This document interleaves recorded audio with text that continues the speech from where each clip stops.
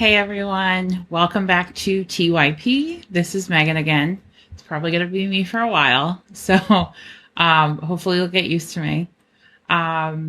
So I wanted to talk today about something pretty heavy, but this is why we're named Terminal Yet Purposeful, right? What does that mean? What does it mean to have a disease, have an illness that's terminal, incurable, advanced, and what does that mean for us? So it's not an easy one. Let's dive into it a little bit. I have been diagnosed and been dealing with advanced stage 4 bile duct cancer for a year and a half at this point. I've been sicker for a lot longer, but I guess officially diagnosed and being officially treated for a year and a half. And I'm not an expert in anything. I'm not a psychiatrist, a psychologist, an oncologist, anything like that. I am just, my sole purpose of creating this is just to create a community, because I couldn't find one for myself, where we can just talk about these things and share advice and share what we're going through. So if you're not in the right place to hear this, or if this isn't helpful for you, then turn it off. By all means, go watch another video, seek out a different kind of support group. If you're ever in a place to watch this, then come back and we'll welcome you back with open arms. And hopefully, you can share your advice and what this journey means for you as well. So the word terminal. This is a group for terminal people who have been labeled terminal, incurable, advanced with disease, whether it be cancer, MS. There's all sorts of stuff out there. ALS, what have you, et cetera, et cetera, et cetera. There's so much. When I was first diagnosed with cancer, I didn't know it was terminal right away, or incurable. Although cancer itself is curable, is incurable. There is no cure for cancer. You can treat cancer. You can treat most cancers. A lot of other diseases out there are also incurable. Currently, there is no cure for a lot of stuff out there, unfortunately. And how does that affect us? So basically the definition of a terminal illness is an end-stage disease that cannot be cured. That's going to result in death. That's not an easy thing to hear. And for most people, when you think about the worst case scenario in your life, when you think about you don't feel great, you've been sick for a while, maybe you just have a weird symptom that you want to get checked out, and you get news that you have an incurable or you have a terminal illness, that is, for most people, the worst case scenario. That's the worst thing you could hear in your life. For a lot of people, this is what you have nightmares about. Is I was just diagnosed with an incurable terminal illness, and it's, this is it for me. My days on this earth are numbered. I have to leave my family and friends, my support system, my community. There is an end date on my life. For most people, this is the worst case scenario. A lot of people. And yet here we are.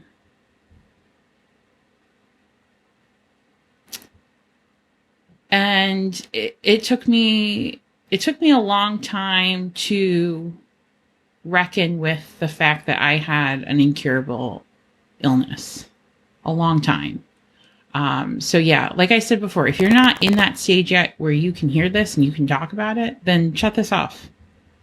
Go do something better for yourself. Go do something that you need, Go watch something fun, listen to music, whatever. But if you are and you want to talk about it, let's talk about it. Yeah. And always, as always, email me, terminalyetpurposeful@gmail.com. Leave comments here. And I will be happy to start a conversation. But for now, let's talk more about terminal, because that's what we're called, terminal yet purposeful. So terminal incurable illnesses, they result in death. And that sucks. That really, really sucks. And that's something that you're going to have to sit with when you're, when this happens to you, something that causes a reckoning within you. And most people don't have to be faced with the worst case scenario of your life. But you were, or somebody that was. And how do you deal with that? How do you move on? And like I said, I'm not an expert in this, and this took me a long time to come to terms with. It really did.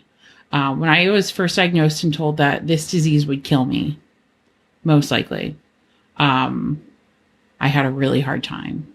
I had a really, really hard time. I wallowed. I got depressed. I kind of curled up into a ball and decided not to be a part of the world for a while. And if you saw my diagnosis story, thank you, by the way, if you did. But you probably heard me talk about this. When I was in my reckoning period, I would say one of my stages of grief, kind of all of a sudden one day, something happened, and it just became very clear that there was these two paths that I could choose. So I could continue on the path that I was then, which was to no longer engage in the world. That was, whatever that meant, was to stay in bed for 6 months to a year, was to be alone, was to continue to be depressed, continue just to succumb to fate. And the other path was to keep moving forward. Let's keep moving forward, deal with whatever happens, live the life that you have left to live, put in your best effort, and make the best of it. And I'm not going to say, if you choose this path, that some of this isn't going to creep in, because it definitely is. We all have our moments, because what you're dealing with is, for most people, the worst case scenario. But you're here. You're here, you're dealing with it. First of all, congratulations. That's a really brave, strong thing to do, is to face this. It really is. Whether you think of yourself as brave or not. And a lot of times people label us brave, and you're like, I'm not brave. I'm just trying to survive. But people do see it as brave. People do see it as strong, because, like I said, for most people, this is the worst case scenario. With your diagnosis, somebody dropped a bomb in the middle of your life. That bomb went off. It exploded. Your life exploded into a million pieces. And here you are trying to figure out how to put that back together. And that's really, really hard to do. That's really difficult. And to make the attempt to choose the path to move forward and to try your best to put some of the pieces back together, that takes courage. It does. And everybody has courage. Everybody has the power within themselves to do it. Maybe not all the time, maybe not 100% of the time, but it's in there. Because you never know how strong you are until you have to be, right? And at the time when I was diagnosed as terminal, when I was told that this disease is incurable and I would most likely die from this disease, people told me this. My husband told me this. Other people told me this. And I did not want to hear it at the time. But it's actually very true. What is, terminal means it cannot be cured. This results in death. But what does life result in? Life results in death. The end stage of life, no one's making it out alive here. Nobody is. Everybody's going to die at the end of the day. And that really, that sucks to hear too. It really does. But everyone is going to die, and no one truly knows exactly how much time they have left. So when you're diagnosed with a disease that's going to take your life, an illness that's going to take your life, it is kind of a blessing and a curse. It's a big curse. It really is. Let's not sugarcoat it.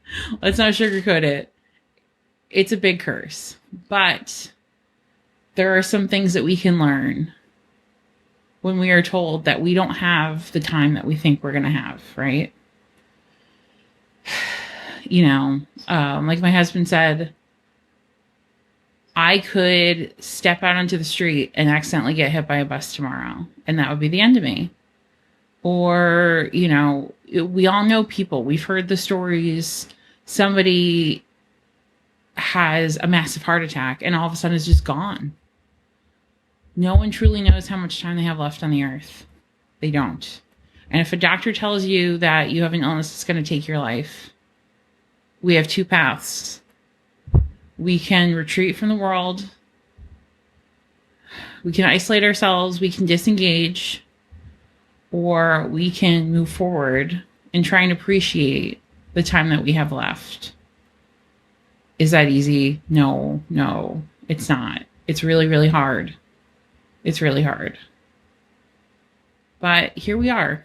We're doing it. We're trying to do it. We're trying to pick up the pieces. And we're trying to make the best of it, right? So, what can we learn? What can we learn from knowing we have limited time left?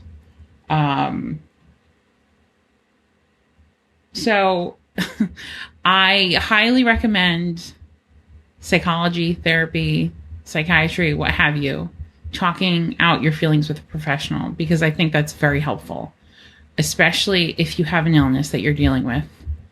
If you're in special circumstances, because this is a very traumatic thing that happens to you.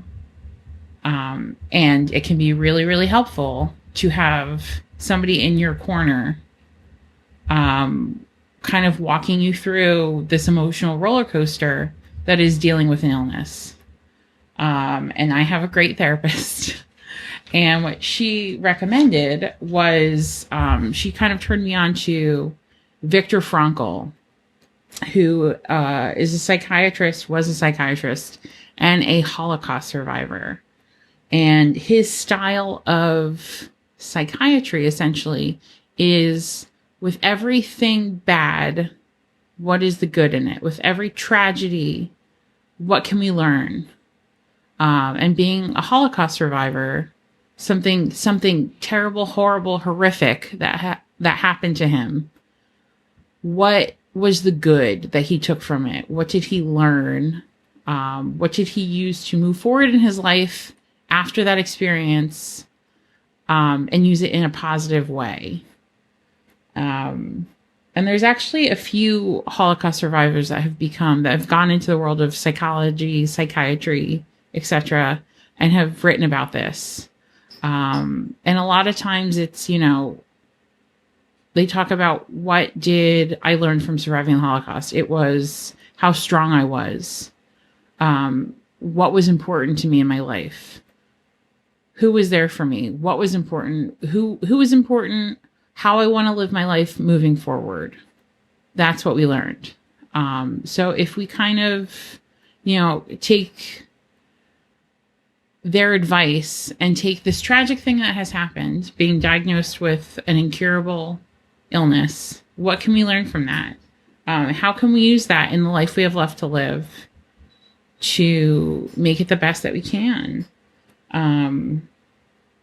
And something that I was kind of forced to learn was gratitude. And because I'm a big fan of psychology, I do read a lot of Brene Brown, and she's kind of the champion of vulnerability and gratitude. And it's part of the reason why I started this was because of what she said. But when I was diagnosed with advanced terminal cancer, I learned to be grateful for what I have in my life and to be grateful for the good parts of my life, and the time that I have left. And that's not easy. And it's a lot to practice. It's something I struggle with every single day is what can I be grateful for today? How can I practice gratitude better? But it was not a skill that I really had before this happened, before this traumatic event. How do we make the most of what we have? And it is hard when you struggle with an illness, especially when you really don't feel well. And your, treatment is terrible, or, you're just so tired, or just things are so bad that you can't see the silver lining in things. How do we move forward? How do we take something positive from that? And that's something that I'm learning too. It really is. But if I can kind of give a tidbit of advice or share what I've learned from other people, it is just to, we have this curse that could also be a gift of knowing that our time is limited. Surround yourself with the things and the people that you care most about in your life. Do the things that make you happy. If you have toxicity in your life, toxic people, toxic relationships, toxic situations, maybe now is the time to think about distancing yourself from toxicity and surround yourself with support and love and things that make you feel better. And, I'm not telling you to go skydiving or to go jump off a bridge or, practice some extreme sports. But if that's what you want to do, then go for it. Like, live the rest of your life, in a positive, grateful way that makes you happy. That's what we can learn from this situation. That's what I am trying to learn from this situation. Do you have to put 1,000% into your job right now? Do you have to kill yourself? Absolutely kill yourself. When you've been given this diagnosis, actually just burn the candle at both ends at work, and be the best employee that you can be. Probably not. Let's be honest. Can you spend more time with your family and friends? And can you spend more time doing things that make you happy? Yeah, probably. Right? Have you always wanted to take singing lessons like me? Or take an art class? Or learn how to cook something? Or travel? And I know with COVID it's hard. But there are creative workarounds we can find, right? Have you ever wanted to go to Florida and have never been there? If you wanted to go to Disney World and never been there, maybe now is the time to prioritize that stuff. While we still have the life that we have worth living, let's live it. So, the shorter video today, I'll kind of get off my soapbox now. But if you're in a place where this is helpful, then that's great. That's all I want. And if you have some suggestions or some things that you want me to talk about, you can comment on any of our platforms, or you can send me an email, terminalyetpurposeful@gmail.com, and let's just talk, because that's my goal. Is I want to talk to other people. I want to share advice. I want to share stories. And if you don't want to be shared, if you don't want to be on camera, you don't want me to bring up your name, that's totally fine. Let's just talk. And give me suggestions. If you did something really cool, after like a tragic diagnosis, after a major diagnosis, after something big happened to you. If you do something that you really have wanted to do for a while, tell me about it, because I would love to hear about it. And I am trying so hard this year for 2022 to practice this myself, to make my life more of a life worth living while I still have it. So yeah, thank you for listening. Thank you for tuning in, and I will see you next time. And everybody, have a good night. Do something good for yourself today, and we'll see you soon. Bye-bye.